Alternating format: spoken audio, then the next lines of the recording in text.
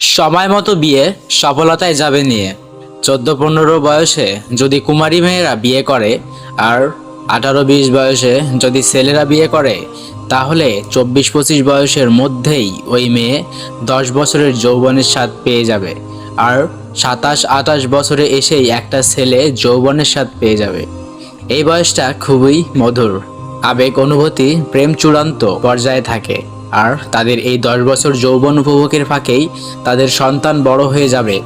এভাবে দেখতে দেখতে আরও 5টি বছর তাদের সন্তান উপার্জনক্ষম হয়ে যাবে। মেয়ে সন্তান হলে বিয়ের আসরে বসবে, তখন কোলে আসবে আদরের নাতি।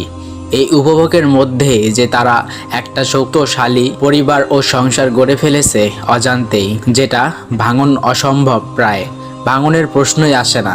কারণ যৌবন উপভোগের পিরিয়ডেই তাদের সন্তান উপার্জনক্ষম হবার কাছাকাছি, তখন তো স্বপ্নের মতো হয়ে ওঠে। কারণ পিতামাতার মুখে স্বস্তির নিঃশ্বাস যে তাদের সন্তান উপার্জনক্ষম হয়ে তাদের ভরণ পোষণের সহযোগী হবে। আপনি চিন্তা করতে পেরেছেন কি একটা শক্তিশালী সমাজ ও পরিবার ব্যবস্থা ছিল আমাদের, আর এখন 14 থেকে 25 এই যৌবনের 10 বছরে কয়টা মেয়ের বিয়ে হয়েছে?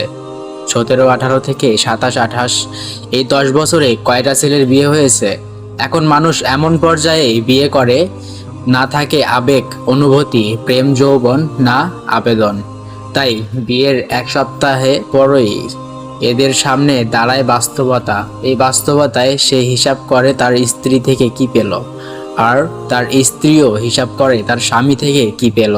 তখন শুরু হয় দর কষাকষি ও দ্বন্দ্ব। এক পর্যায়ে বিষাক্ত হয়ে ওঠে তাদের সম্পর্ক। আপনি যতই বলেন দাম্পত্য স্যাক্রিফাইস তখনই হবে যখন একজন আরেকজনের উপর নির্ভরশীল।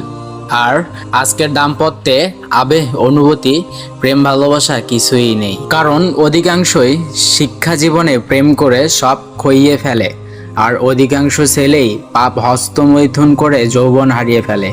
আপনি শিক্ষিত হতে পারেন, ম্যাচিউরড হতে পারেন, স্বাবলম্বী হতে পারেন, প্রতিষ্ঠিত হতে পারেন, কিন্তু একজন সফল সংসারী হতে পারবেন না।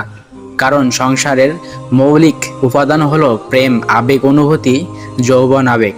এগুলো কখনো আটকে রাখার জিনিস না।